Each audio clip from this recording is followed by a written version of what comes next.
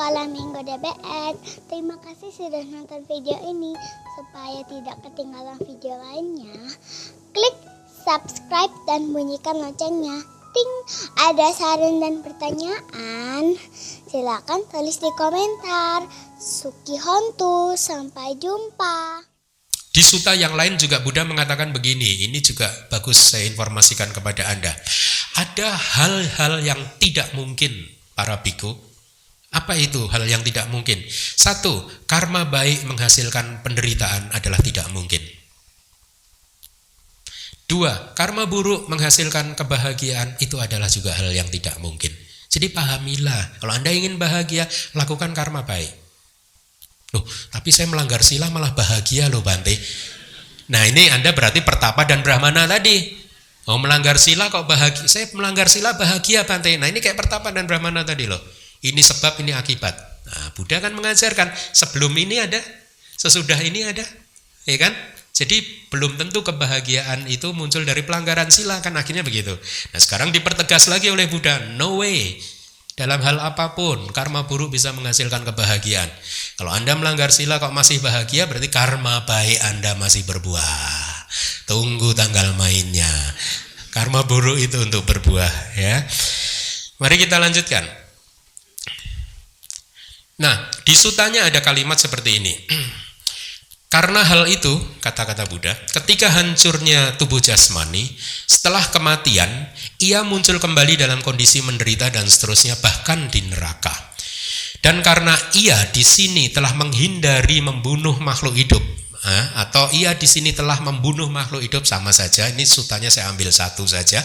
Ia menghindari membunuh makhluk hidup, menghindari pencurian dan lain sebagainya. Dan yang terakhir 10 karma baik atau 10 kebajikan, menganut pandangan benar. Maka ia akan mengalami akibat dari perbuatannya itu. Ini yang tidak diketahui oleh Brahmana dan Pertapa dan semua aliran spiritual non-Buddhisme, ya. Ia akan mengalami akibat dari perbuatan itu 1, di sini dan saat ini. Di dalam kehidupan yang sama dengan karma diperbuat. Ya, kemungkinannya. Ini baru kemungkinan, ya. Kemungkinan kedua, ia akan mengalami buahnya dalam kelahiran kembali yang berikutnya. Kemungkinan kedua. Kemungkinan ketiga, ia akan mengalami buahnya dalam beberapa kelahiran setelahnya. Saya akan jelaskan. Jadi ada 3 kemungkinan ini, ya.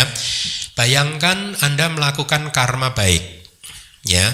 Maka karma baik yang Anda lakukan di kehidupan kali ini, katakanlah ini sebut saja kehidupan pertama, ya.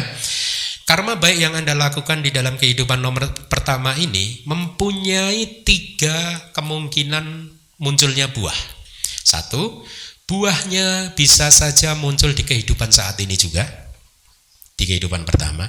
Kemungkinan kedua, buahnya baru muncul di kehidupan kedua. Ya, katakanlah ini adalah kehidupan pertama, maka setelah kita meninggal dunia dan lahir lagi itu kehidupan kedua. Ya, ini hanya untuk mempermudah saja kehidupan kedua. Setelah kehidupan kedua meninggal dan lahir lagi itu kehidupan ketiga. Setelah kehidupan ketiga meninggal kemudian lahir kehidupan keempat dan seterusnya. Jadi kita batasi dulu 1, 2, 3 kehidupannya. Anda melakukan karma baik di kehidupan sekarang, buahnya kemungkinannya 3. Waktu atau musim berbuahnya itu ada 3. Bisa berbuah di kehidupan saat ini juga, atau hanya bisa berbuah di kehidupan kedua, hanya bisa, tidak bisa berbuah di kehidupan pertama dan ketiga, atau hanya berbuah di kehidupan ketiga dan seterusnya sampai di kehidupan terakhir sebelum dia keluar dari nibbana. Selama di samsara dia akan terus menikmati kemungkinan menikmati buah dari perbuatan baiknya. Jadi semua perbuatan kita itu kemungkinannya seperti itu, baik itu karma baik ataupun karma buruk. Paham? Ya. Jadi kalau Anda melakukan karma baik, kemungkinannya 3 ini. Ya, dengan kata lain kalau kita tarik ke kehidupan kita sebelum yang saat ini, semua rumusnya juga sama. Atau dengan kata lain, bisa jadi karma yang membuat kita lahir sebagai manusia saat ini, itu adalah karma yang kita lakukan 1 juta tahun yang lalu. Anda harus melihatnya panjang seperti itu. Kemungkinan itu ada. Atau bahkan mungkin 1 miliar, 2 miliar tahun yang lalu. Atau bahkan ini karma yang kita lakukan pada saat kita hidup sebagai manusia menjadi muridnya Buddha Dipangkara misalkan. ya, yang berapa miliar tahun. Ya. Nah, jadi panjang sekali karena tadi Buddha kan mengatakan kan sebelum, sesudah dan menjelang kematian. Sebelumnya ini panjang sekali. Nah, jadi jangan berpikir sederhana bahwa ini perbuatan baik ini adalah akibatnya. Kemungkinannya itu ada banyak sekali.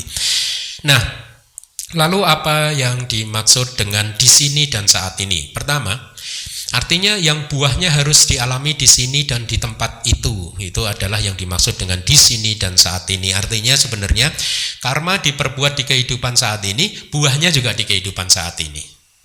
Ya. Yang kedua, yang buahnya harus dialami di kelahiran berikutnya adalah disebut setelah lahir. Artinya itu adalah karma dilakukan di perbuatan saat ini, buahnya baru dipetik setelah kita lahir lagi di kehidupan kedua. Yang ketiga, buahnya senantiasa mengikuti adalah mengalami buah di putaran kelahiran berikutnya. Artinya begini, kita melakukan karma di kehidupan sekarang, tetapi buahnya baru tiba musimnya nanti di kehidupan ketiga, keempat, kelima, keenam, sampai kehidupan terakhir, nggak tahu kapan itu. Ya, kalau Anda tidak berjuang, ya tidak ada akhirnya, muter terus. Ya, nah di kitab subkomentarnya penjelasannya lebih spesifik, lebih akurat. Begini, yang disebut karma yang buahnya harus dinikmati di sini dan saat ini artinya, penjelasan dari kitab subkomentar, ada kama atau karma yang buahnya dialami di rangkaian agregat yang sama. Nah, ini lebih akurat. Ya, karena dalam satu kehidupan ini kita satu rangkaian agregat di dalam satu kehidupan ini. Jadi karma dan buahnya muncul di dalam satu rangkaian agregat. Ya, itu abhidhamma sekali. Kitab subkomentar kemudian menjelaskan yang kedua, yang buahnya harus dialami di kelahiran berikutnya, itu dutya bawe nibbatitua. Artinya buahnya muncul di kehidupan yang kedua, ya, atau buahnya diproduksi di kehidupan yang kedua. Penjelasan untuk yang ketiga, yang buahnya senantiasa mengikuti, ya, di kitab subkomentarnya apara seming pariya yeti anya seming yata kataci bawe. Artinya ada yang buahnya dialami di kelahiran yang lainnya, kapanpun dan dimanapun. Nah, sama kan? Ya, kapanpun, dimanapun, dia selalu menunggu musim untuk berbuah.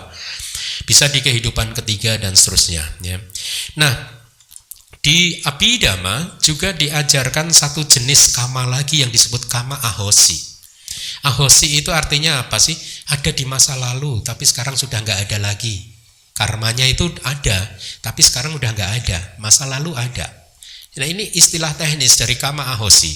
Ya, jadi artinya begini.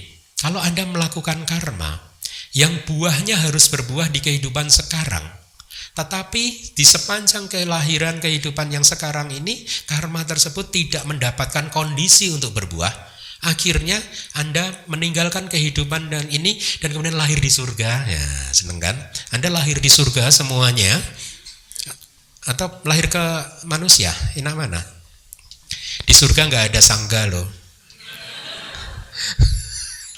Ya, Anda lahir di surga atau Anda masuk lagi lahir sebagai manusia lagi, maka karma yang tadi yang harus berbuah di kehidupan Anda sebelumnya tadi udah menjadi ahosi. Di kehidupan Anda sebelumnya ada, tapi di kehidupan baru Anda udah nggak ada lagi. Kehilangan potensinya, atau bahasa obat-obatannya expired. Udah expired, udah nggak bisa dipakai lagi.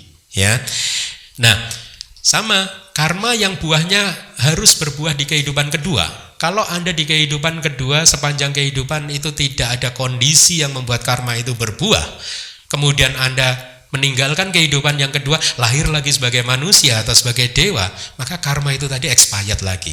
Itu karma yang disebut ahosi. Artinya apa? Saya sampaikan ini supaya Anda tahu bahwa karma itu bisa dibuat untuk tidak berbuah.